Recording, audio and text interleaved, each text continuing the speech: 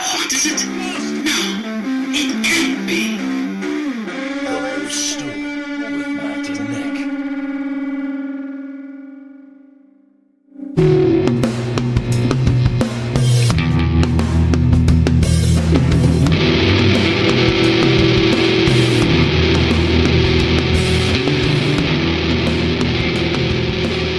The last time that I saw an 80s hair metal singer on a reality show, it was what was it called? It was it was before The Biggest Loser, but it was a show like that. It was like weight loss for celebrities, and there was the singer of Warrant was on that show with. He was on the same season with like Phil Margera, and and I found out he's actually not Phil, but. I don't remember the guy's name, but the singer of Warrant's dead now. Just because I just, on a whim, I'm like, he popped into my head. I'm like, wonder what he's doing. Oh, he's dead. Okay. Man, what was that show? Because I remember maybe Bret Michaels was on one season. There was like a season where they took a whole bunch of like washed up old rock stars and put them in like a new band. I think it was maybe called Supergroup or something. Yeah. They did one with, there was one with Ted Nugent and Sebastian Bach. That's the season I remember. Sebastian Bach Yeah. can't stop drinking. He's getting all fucked up all the time. And Ted Nugent was getting pissed off at him the whole time. I just need a couple glasses of wine to fucking loosen up my throat, man. And then he's like 6 bottles later.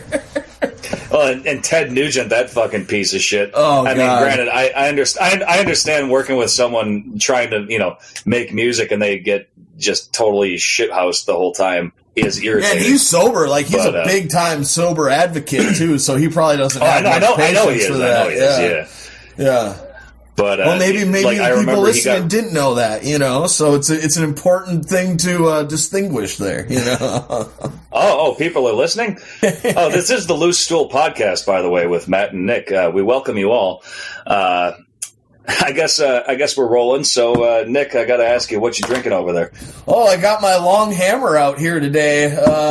Just swinging my long hammer. I didn't all ask over the what's place. hanging out of your zipper. It's what'd you say? I said I didn't ask what's hanging out of your zipper. So what are you drinking? Well, maybe I got some weird shit going on here, and that's what I'm drinking. No, it's the Red Hook, my favorite beer, Longhammer IPA. Well, any of the Red Hook 4-can 16-ounce varieties, but today I just happen to be drinking the Longhammer. So one more time, that's Longhammer IPA. Red Hook, please sponsor us. What are you drinking, Yes, Matt? indeed. I've been sticking with my go-to. I got myself another glass of Jim Beam. Oh, Jim Beam. That's good. Really, it really makes it sound, it's a manly drink the way it is, but when you throw down that Jim Beam, like that really, it sounds like you just walked into a dusty old saloon, slapped a fucking quarter on the bar and said Jim Beam. That's what it sounds like. Good old wooden nickel. Yep. Yeah, I'm trying to get hired as a voice actor over here. Basically, I didn't tell you this before I know we've been planning this podcast for months and everything, but I'm actually just using this as a launching pad to get other work. I'm fine with that. So I hope you're cool with that. if you're successful at that means that we were successful at this. So if you can use this as a launching pad, actually, that's quite fantastic. Yeah, because we'd have to have people listen to this for it to be a launching pad. You know what I'm saying, Matt? I'll put in the work for now. With awesome stuff. So I found this note last night as we were talking and we were drinking and just kind of talking about the show. And we were talking about something, and I have no idea what it means, but I saw this morning, and it cracks me up, and I don't remember it all. I'm trying to find it in my notebook here where I fucking wrote this down. At 6:21 p.m. Alaska Standard Time, on December 18th, Matt was tickling my little Bart Star.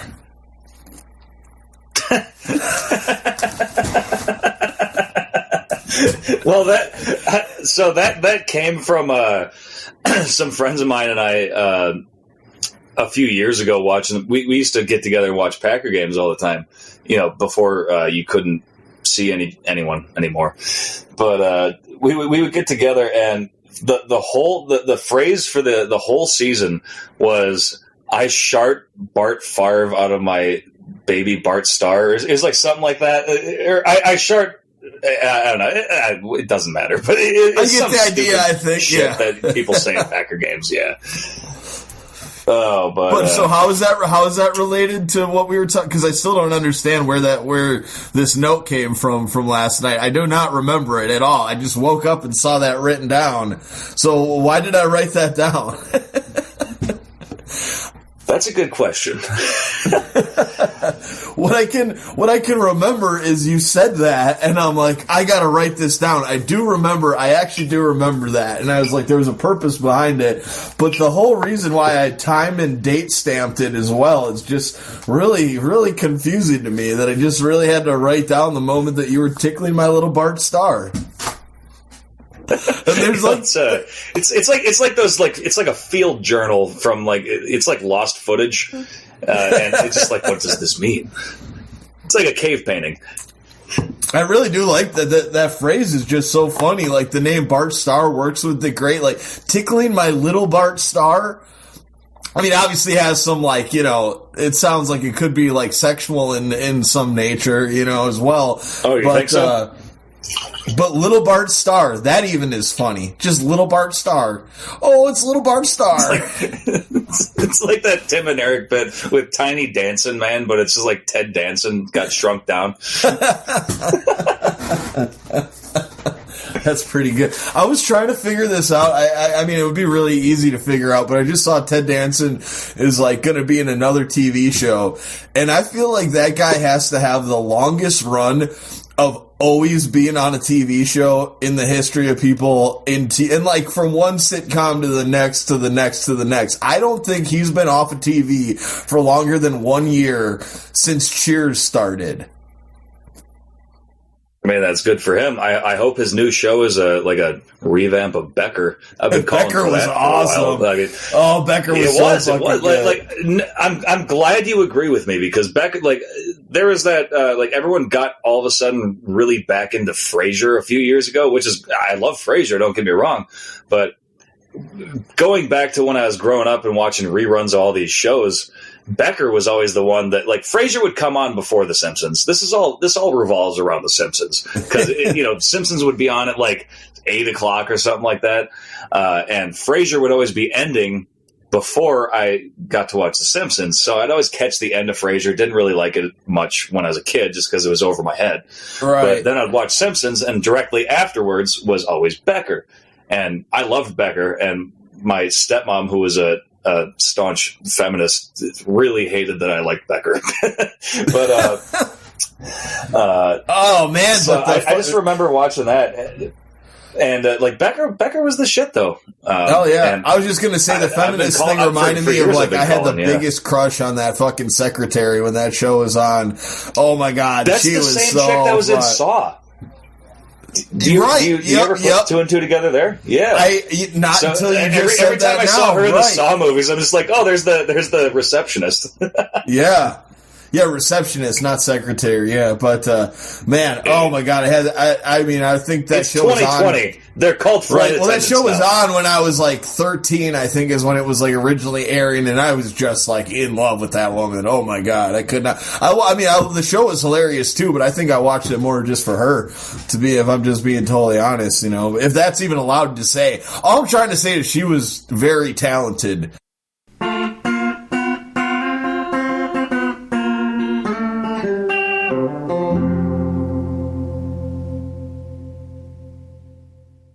Oh yeah, this really pissed me off. Oh my god. Fucking A. So, I go to make myself a sandwich the other day. This is fucking unbelievable. I don't even know I'm gonna write a letter, or I'm gonna have to do something. But I go to make myself a sandwich the other day, and I open up a new jar of mayo, and it does say mayo on it, everything about it. Now, it is great value brand, and I guess you get what you pay for. But guess what these motherfuckers did? They put fucking Miracle Whip inside my mayonnaise jar. Wow. That's... I'm not being silent because that is stupid. No, it's not stupid. I'm actually, that would infuriate me. I know. It really would. Fuck Miracle Whip. Fucking Miracle Whip. And so I got a whole jar of mayo. I'm never going to fucking use it. I want to write a letter and so they can replace it with real mayo. But I guess they fucked up the labels or they put the wrong shit in the mixture or whatever. But yeah. So I bite into my sandwich and then I had to go through this whole thing where I had to figure out if something I was eating was like rotten or had something was off. Yeah, so I'm like biting into it. That is the effect of Miracle Whip. Because Miracle Whip, and it does, in my opinion, it makes shit taste off anyways. Like even if you're intending to use it, it makes stuff taste a little off. Especially if you're not expecting it, but yeah. Right. It'd be like if you got a beer and a soda next to each other and you think you're going to drink the beer, or even worse, you think you're going to drink the soda and you get a drink of beer, like, oh my God, you spit that shit across the room, you know? So yeah, and then it actually took me a few times because I kept tasting it, and because I'm looking at the container and it says mayo, and I'm trying to figure out if it's in my head or if it really is Miracle Whip, you know, and I'm just sitting there, I'm eating little bits of it, no, I'm pretty sure that's Miracle Whip, but it says mayo, maybe this mayo just doesn't taste the same, and I taste, no, but it tastes like Miracle Whip, and it's just a total mindfuck. That's a disgrace. Walmart, you should be ashamed. I mean, you know, like I say, you get what you pay for with Walmart, and when that shit sort of happens, I guess I don't get too surprised by it, but at the same time, man, what an awful fucking surprise, and it really it's ruined me. It ruined my whole week. I haven't been able to stop thinking about it. I haven't been able to sleep at night. Sometimes I have a nightmare where I'm just covered in Miracle Whip, and there's Miracle Whip falling from the sky, and I'm drowning in Miracle Whip. It's honestly, I've got some PTSD from the whole endeavor. Or ordeal, I should say, not endeavor, ordeal. Miracle Whip, it would be actually pretty bad. I mean, you'd be so slimy. It's terrible. And you'd smell like eggs. It's a terrible, terrible dream, you know. And then the crazy thing was, one morning I actually woke up, and there was a little bit of Miracle Whip on my finger, and it was whoa!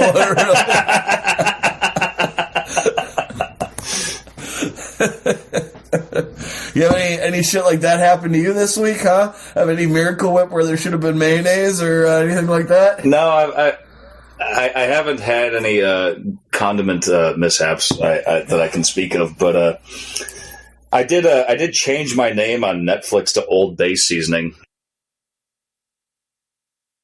This week I've just been driving around. Obviously that's my job, but so I was revisiting some of this old, well, not old, but old to me, within the last 10 years, bluegrass, deathgrass kind of stuff. Goddamn Gallows is a fantastic band from Milwaukee, and that's been putting me in a good mood. I don't know, for a while I was dealing with just this existential kind of crisis of listening to tunes from that scene that I was kind of a part of in a very mild way, but just all this music where I was in a frame of mind thinking that all this, I should grow up and not listen to this music anymore, and just listening to this music is just counting too much on the past. I don't know what the fuck I'm trying to say, but I think you've reached that point where it's now turned into nostalgia, because this is what always happens. Right. You have that point where you do have to get over, I'm not going to call it a phase because it's just listening to music, and I shouldn't say you have to get over it, but something becomes old and it's out of fashion or it's out of style. That happens in culture, broadly, but it also happens with ourselves. So yeah, you go through those couple of years where it's I can't listen to this shit anymore, but then you hit that point where when you put it on, it transports you back to that time, and you can remember what was happening, and it's it becomes joyful, at least in my opinion, more so than that being sick of it. Like, oh God, I heard enough of this already, you know?